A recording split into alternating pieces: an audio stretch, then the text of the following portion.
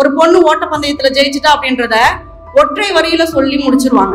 தலைப்பு செய்தியால வராது. அதே பெண் கற்பழிக்கப்பட்டால் அப்படின்னா அதை எப்படி கற்பழிக்கப்பட்டால், எங்கு கற்பழிக்கப்பட்டால், அதை எவ்வாறெல்லாம் செய்தாங்கன்னு ரொம்ப விளக்க ஆராய்ச்சி கட்டுரை எழுதி முடிச்சிருப்பாங்க. இந்த ஊடகங்கள் செய்யக்கூடிய மிக கேவலமான ஒரு விஷயம் அப்படின்றது இதுதான். என்னோட நிறம் உங்களுக்கு பார்த்தாலே தெரியும் நான் என்ன நிறம், இந்த மண்ணின் நிறம் அப்படின்னு பெருமை பேசிக்கலாம். ஆனா அதுக்குள்ள இருக்கிற வழிகள் என்ன அப்படின்றது நான் கடந்து வந்த பாதையை திரும்பி பார்க்கும்போதுதான் எனக்கு தெரியும். சினிமா பாடல்கள்ல நிறைய பாடல்கள் கருப்பை மையப்படுத்தி எழுதியிருப்பாங்க. நிறைய பாடல்கள் இருக்கு. இந்த பாடல்கள் எல்லாம் ஆசிரியர்களுக்கு பெயரை வாங்கி தந்தன, எனக்கு வலியை தான் ஏற்படுத்தி தந்தன. அந்த பாடல்கள் எல்லாமே எனக்கு வலியை தான் தந்திருக்கு. அம்மா அதுல என்ன கருப்பு தான் உனக்கு பிடிச்ச கலர், இது எதை சொல்ல வரீங்க? கருப்பு தாழ்ந்தது வெள்ளை உயர்ந்ததுன்னு சொல்ல வரீங்களா? எனக்கு புரியல.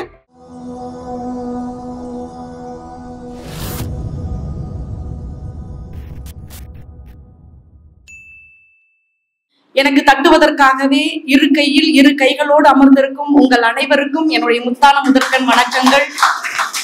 எழுதி வைத்து மனப்பாடம் செய்து பேசிய எதிரணி அனைவருக்கும் என்னுடைய வணக்கங்களும் மரியாதைகளும். தலைப்பு: பெண்கள் மீதான தாக்குதல்கள் தொடர்வதற்கு காரணம் சமூக சீர்கேடுகளா, ஊடக சித்தரிப்புகளா? இதுல நான் ஊடக சித்தரிப்புகள் அப்படின்னு சொல்லிட்டு பேச விரும்புறேன். இல்ல, எனக்கு கொடுத்துருக்கிறது அதுதான், அதனால அதுலதான் பேசி ஆகணும். முதல்ல தலைப்பு ஆராய்வு அப்படின்றது ஒண்ணு முக்கியம். முதல்ல பாருங்க, சமூகம் அப்படின்ற ஒரு வார்த்தையை கொடுத்துருக்குறாங்க. சமூகம்னா எதுங்க சமூகம்? சமூகம் அப்படின்றது ஒன்றுதான் இருக்குதுன்னு நீங்க நம்புறீங்களா? சமூகம் என்பது பலதரப்பட்டது. மாணவ சமூகம் இருக்கிறது, ஆசிரியர் சமூகம் இருக்கிறது, ஆளாளுக்கு ஒரு சமூகம் இங்க இருக்கிறது. அந்த வகையில் ஊடகம் ஒரு சமூகம். இந்த ஊடக சமூகம் அப்படின்றதுதான் இன்னைக்கு ஆட்சியில இருக்கு. என்னைய பொறுத்த வரைக்கும் ஊடகம் தான் ஆட்சி செய்யுது. நம்மள ஒத்துக்கிறீங்களா, ஒத்துக்கலையா? ஒத்துக்கணும், அதுதான் நிஜம். ஏன்னா எல்லாருமே ஏதாவது ஒரு சமூக வலைதளத்துல ஏதாவது ஒரு ஊடகத்துல இருக்கக்கூடிய உறுப்பினர்கள் தான். ஆமா தானே? அப்ப எந்த நம்பிக்கையில சமூகம் தான் உங்களை மாற்றுது அப்படின்னு சொல்லிட்டு, சமூகம் தான் உங்களை தாக்குதுன்னு சொல்லிட்டு பேச வந்திருக்காங்கன்னு எனக்கு புரியல. ஊடகம் இதுல தாக்குதல் அப்படின்றத நான் ரெண்டு வகையா பிரிச்சுக்கிறேன். ஒரு தாக்குதல் உடல் அளவிலான தாக்குதல், இன்னொரு தாக்குதல் மன அளவிலான தாக்குதல். உடல் ரீதியான தாக்குதல் அப்படின்னு சொல்லி பார்த்தோம்னா இதை நானே அனுபவிச்சிருக்கேன். என்ன அப்படின்னா, என்னோட நிறம் உங்களுக்கு பார்த்தாலே தெரியும் நான் என்ன நிறம், இந்த மண்ணின் நிறம் அப்படின்னு பெருமை பேசிக்கலாம். ஆனா அதுக்குள்ள இருக்கிற வழிகள் என்ன அப்படின்றது நான் கடந்து வந்த பாதையை திரும்பி பார்க்கும்போதுதான் எனக்கு தெரியும். இந்த சினிமா பாடல்கள்ல நிறைய பாடல்கள் கருப்பை மையப்படுத்தி எழுதியிருப்பாங்க. நிறைய பாடல்கள் இருக்கு. இந்த பாடல்கள் எல்லாம் ஆசிரியர்களுக்கு பெயரை வாங்கி தந்தன, எனக்கு வலியை தான் ஏற்படுத்தி தந்தன. அந்த பாடல்கள் எல்லாமே எனக்கு வலியை தான் தந்திருக்கு. அம்மா அதுல என்ன கருப்பு தான் உனக்கு பிடிச்ச கலர், இது எதை சொல்ல வரீங்க? கருப்பு தாழ்ந்தது வெள்ளை உயர்ந்ததுன்னு சொல்ல வரீங்களா? எனக்கு புரியல. இது மாதிரி உடல் ரீதியான தாக்குதல் அப்படின்றது சினிமா வாயிலாகவும் அந்த ஊடகங்களின் வாயிலாகவும் தான் மக்கள் மத்தியில கொண்டு போய் சேர்ந்திருக்குது அப்படின்றத நான் ஆணித்தனமாக அடிச்சு சொல்றேன். அதுக்கு நானே சாட்சி. ரெண்டாவது, உள ரீதியான தாக்குதல். நம்ம எல்லாருமே பேசும்போது, தொடக்கத்துல அம்மா பேசும்போது கூட இந்த மாமியார் மருமகள் நிலைப்பாடு அப்படின்ற ஒண்ண பேசினாங்க. என் மாமியார்லாம் நல்லவங்களே இல்லைங்க அப்படின்லாம் சொன்னாங்க. அப்படி யாரையுமே சொல்லிட முடியாது. ஏன்னா யாருமே நல்லவங்க கிடையாது. இன்னைக்கு மருமகளா உட்கார்ந்துருக்க கூடியவங்க நாளைய மாமியார். அப்படிதானே? நல்லா புரிஞ்சுக்கோங்க. இந்த சீரியல் அப்படின்ற ஒண்ணு வந்ததுக்கு பிற்பாடுதான் இந்த மாமியார் மருமகள் நிலைப்பாடு சிக்கலுக்குள்ளான ஒரு உறவு நிலைக்குள்ள கொண்டு போய் வச்சது. என்னைய பொறுத்த வரைக்கும் தாய்க்கும் மகளுக்குமான முரண்பாடுகள் உறவுகள்ல எந்த அளவுக்கு இருக்குதோ அதே அளவுக்கான அந்த உராய்வுகள் தான் மருமகளுக்கும் மாமியாருக்கும். இதுல எங்க போய் நீங்க சிக்கலை தேடுறீங்க அப்படின்றது எனக்கு புரியல. காரணம், உங்களுக்கு ஊடகம் அவ்வாறு கற்பித்திருக்கிறது. மாமியாருன்னா கெட்டவங்க, மருமகனா நல்லவ, நாத்தனாருன்னா வில்லி அப்படின்னு உங்களுக்கு சொல்லி கொடுத்துருக்குது. அதையே நீங்க என்ன பண்ணிக்கிறீங்க? உங்க மனசுக்குள்ள ஏத்தி வச்சுக்கிறீங்க. அந்த ஏத்தி வைத்திருக்கின்ற பொது புத்தி தான் உங்களுக்குள்ள இந்த உறவுகளுக்கான சிக்கல்களை, உடல் ரீதியான தாக்குதல்களை, மன ரீதியான தாக்குதல்களை ஏற்படுத்துகிறது.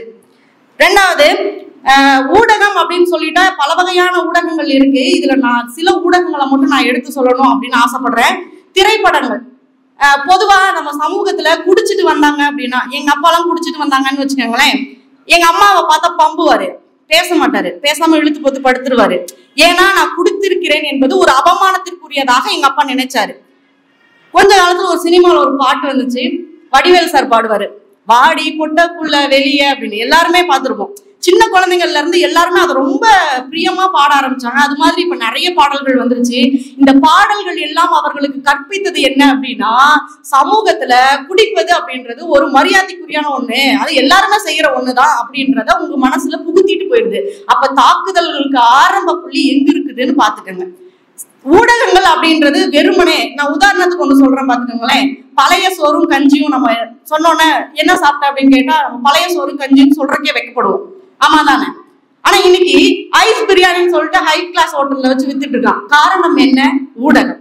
ஊடகத்தினால எதையும் எப்போதும் சாதிக்க முடியும். இதை நம்ம ஒத்துக்குதான் ஆகணும். நான் சில உதாரணங்களை மட்டும் அடுக்கிட்டு போகலாம் அப்படின்னு நினைக்கிறேன். டைரி மில்க் விளம்பரத்தை எல்லாரும் பார்த்திருப்பீங்க. கிஸ் மீ அப்படின்னு ஆரம்பிக்கும். இது என்ன நமக்கு சொல்லுது? லவ் பண்ணா கண்டிப்பா எல்லாரும் டைரி மில்க் வாங்கி கொடுக்கணும், அப்பதான் அது உண்மையான காதல். அப்படியான ஒரு கற்பிதத்தை கொண்டு வந்து சேர்த்துருச்சு. அதே மாதிரி ஜெம்ஸ் ஆட் பாத்தீங்கன்னா தெரியும். அதுல இப்ப அவங்க மார்க்கெட்டிங்க பிடிக்கணும், அவங்க என்ன உத்திய கையாளுறாங்க? ஜெம்ஸ் என்பது பெரியவர்களும் சாப்பிடலாம். அதனால அந்த ஆட் எல்லாம் பாத்தீங்கன்னா அதுல முக்கியமா ஸ்கூல் பிரின்சிபல் அந்த மாதிரி பெரியவர்களை காட்டுவாங்க. பாத்துக்கோங்க, அவங்க மார்க்கெட்டிங்காக உங்களை கண்களால் கவர்கிறார்கள், கருத்துக்களால் ஈர்க்கிறார்கள். அவர்கள் சொல்வதுதான் உண்மைன்னு உங்களை நம்ப வச்சிடறாங்க. இந்த நம்ப வைத்தல் அப்படின்ற ஒண்ண ஊடகம் அப்படின்றது மிகச்சரியாக காலங்காலமாக செய்துட்டு வருது. அம்மா முன்னாடி பேசும்போது சொன்னாங்க, இப்பதான் ஊடகங்கள் வந்திருக்கு, அந்த காலத்துல ஊடகங்கள் இல்லை அப்படின்னு சொல்லிட்டு சொன்னாங்க. இதை நான் உறுதியாக மறுக்கிறேன்.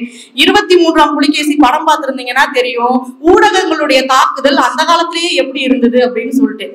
நம்ம புலிகேசி மன்னன் புதுசா மாறுவார் இல்லையா, இன்னொரு அரசன். அவன் வந்த உடனே முதல்ல என்ன பண்ணுவான்னா, அந்த விளம்பர பலகைகள்ல நடிச்சவங்களை எல்லாம் கூப்பிட்டு தண்டனை கொடுப்பான். எப்படி சொல்றீங்க ஊடகம் அப்படின்றது அந்த காலத்துல இல்ல அப்படின்னு. அந்த காலத்துல இருந்து இந்த காலம் வரைக்கும் ஊடகங்கள் பல்வேறு விதமான வளர்ச்சி நிலையை அடைந்திருக்கிறது. ஆனா அதோடைய பொது புத்தி அப்படின்றது மாறவே இல்லை. ஊடகங்கள் சொல்வதை தான் நம்ம நம்புகின்றோம் அப்படின்றதுதான் ஆணித்தனமான உண்மை. அதே மாதிரி நிறைய விஷயங்கள் ஊடகம் கெட்டதை மட்டும் தான் சொல்லி தருதா, நல்லதை சொல்லி தரலையா அப்படின்னா பலவிதமான நல்ல விஷயங்களை கொண்டு தருது. ஆனா அதே நேரத்துல அளவுக்கு அதிகமான கற்றுக்க கூடாத விஷயங்களையும் எது சொல்லி தருது அப்படின்னா ஊடகங்கள் தான் சொல்லி தருது. இன்னைக்கு அம்மாவோ அப்பாவோ ஒரு மகளுடைய பக்கத்துல இருந்து எதையும் சொல்லிக் கொடுப்பதில்லை, அதற்கான நேரமும் நமக்கு வாய்ப்பதில்லை. மொத்தமாக நம்ம ஊடகத்தின் கையில கொடுத்துடுறோம். இப்ப என் குழந்தைக்கு ஏதாவது ஒரு பாடத்தை நான் சொல்லி தரணும்னு வச்சுக்கோங்களேன், எனக்கு நேரம் இல்லை. ஏதோ ஒரு கல்லூரியில ஒரு வேலை கொடுத்துட்டாங்க, நான் என்ன பண்றேன், ஒரு AI டூல ஓபன் பண்ணி பிள்ளை கையில கொடுத்துட்டு இதுல நீ என்ன வேணுமோ அது கேளுமா, உனக்கு சொல்லி தரும் அப்படின்னு நான் சொல்றேன். அந்த ஊடகம் அவளுக்கு தேவையானதை மட்டும் தான் சொல்லி தருகிறதா என்பதை நான் காண்பதற்கு தவறுகிறேன். அந்த இடத்துலதான் ஊடகம் அங்கு தாக்குதலுக்கு உள்ளாகுகின்றது. ஏன்னா தேவையற்ற விளம்பரங்களும் தேவையற்ற வாசகங்களும் ஊடகத்துல வந்துட்டேதான் இருக்கு. அதை யாருனாலும் கட்டுப்படுத்தவே முடியறது இல்லை. அந்த கட்டுப்படுத்த முடியாத சூழல் தான் ஊடகங்கள் நம்ம மீதான தாக்குதல்களை கட்டவிழ்ப்பதற்கான வாய்ப்பாக வழியாக அமைகிறது. அப்புறம் இன்னொன்னு, விளம்பரங்கள்லயே நல்ல விளம்பரம் எனக்கு ரொம்ப பிடிச்ச விளம்பரம் ஒண்ணு இருக்குமா, என்னன்னா ப்ரூ விளம்பரம். நீங்க பாத்து சன்ரைஸ் விளம்பரம், இது எனக்கு ரெண்டுமே எனக்கு ரொம்ப பிடிக்கும். ஏன்னா இந்த பெண்களுடைய உளவியல் சிக்கலா அந்த விளம்பரம் ரெண்டும் பேசும். எத்தனை பேர் அதை கவனிச்சிருக்கீங்கன்னு தெரியல. ஆமா ஆமா, பரபரப்பான சூழல். அம்மா நான் அப்புறமேல் பேசுறேன், வீட்டுக்காரர் வேற லேட்டா வந்தாரு, பிள்ளைக்கு வேற பஸ் மிஸ் பண்ணிட்டாங்க, நான் போய் கொண்டு போய் சேர்க்கணும்ன்றப்போ கணவன் ஒரு குவளை காப்பியோடு மனைவியை சந்திக்கிறான். அதனால் அவளுடைய மனநிலை மாற்றமடைகிறது. இந்த நல்ல விஷயத்த சொல்லித்தரதும் ஊடகம் தான். இதே மாதிரி முட்டாள்தனமான விஷயங்களை சொல்லித்தரதும் ஊடகங்கள் தான். எப்படின்னா ஃபெவிகால் பக்கெட் ஒண்ணு இருக்கும், 2 பேரும் போயிட்டு கையை உள்ள விட்டுருவாங்களாம், சட்டை இது வரைக்கும் போட்டிருப்பாங்க. நீங்க அந்த விளம்பரத்தை நல்லா பாருங்க, சட்டை இது வரைக்கும் போட்டிருப்பாங்க. அந்த ஃபெவிகால் பக்கெட்ல ஃபெவிகாலே இருக்காது. முதல்ல 2 கையை உள்ள விட்டுருவாங்களாம், சட்டையை கட்டினாலே கை 2 தனித்தனியா வந்திருக்கும். அப்படி இல்லாம வாழ்நாள் பூரா அவங்க ஒட்டிட்டே திரிகிற மாதிரி ஒரு விளம்பரம். அந்த விளம்பரத்தையும் நம்ம உட்காந்து பார்த்துட்டு இருக்கிறோம். எதிர்த்து யாருமே ஒரு கேள்வியை கூட நம்ம கேட்பதில்லை. இது மாதிரிதான் விளம்பரமாகட்டும், சினிமாவாகட்டும், அந்த சின்ன திரையாகட்டும், எல்லாத்திலுமே பல்வேறு தேவையில்லாத செய்திகளை நம்ம கிட்ட கொண்டு வந்து சேர்க்கிறாங்க.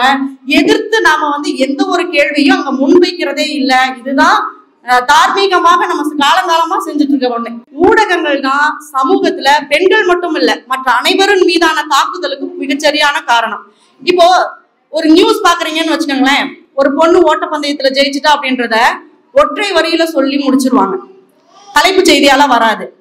அதே பெண் கற்பழிக்கப்பட்டால் அப்படின்னா அதை எப்படி கற்பழிக்கப்பட்டால், எங்கு கற்பழிக்கப்பட்டால், அதை எவ்வாறெல்லாம் செய்தாங்கன்னு ரொம்ப விளக்க ஆராய்ச்சி கட்டுரை எழுதி முடிச்சிருப்பாங்க.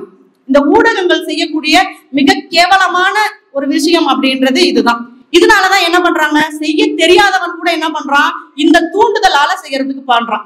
பாபநாசம்னு ஒரு படம் வந்துச்சு, எல்லாருமே பார்த்திருப்போம். அது ஆகச்சிறந்த உதாரணம். ஒரு கொலையை செய்து விட்டு தப்பிப்பது எப்படி என்பதை அந்த படம் நமக்கு கற்பிக்கிறது. இதனால நீங்க சொல்ல வர்றது என்னங்க, தாராளமா கொலை பண்ணுங்க, படங்களை எல்லாம் பாருங்க, நிறைய ரெஃபரன்ஸ் கிடைக்கும், அதை வச்சு நீங்க தப்பிச்சுக்கோங்க, அப்படியா சொல்ல வர்றீங்க? எனக்கு புரியல. நிறைய திரைப்படங்கள் உங்களுக்கு வன்முறையை தான் கட்டுடைப்பு செய்யுது. நீங்க அடி உத, அதுதான் உனக்கு ஹீரோயிசம். பெண்ணுன்னா நல்ல வெள்ளையா அழகா பாட்டு பாடிட்டு அப்படி இருக்கணும், அதுதான் அழகு அப்படின்னு சொல்லி தருது. ஆகவே ஊடகங்கள் நமக்கு தவறான பாதையை தான் கற்பிக்கின்றது. அது நல்லது எது கெட்டது என்பதை பகுத்தறிவோடு சிந்தித்து நல்லவற்றையே பேணுவோம். இந்த கட்டுப்பாடுகளிலிருந்து தாக்கப்படுவதிலிருந்து நம்மை நாமே பாதுகாப்போம் என்று கூறி வாய்ப்பிற்கு நன்றி பாராட்டி விடைபெறுகிறேன். நன்றி.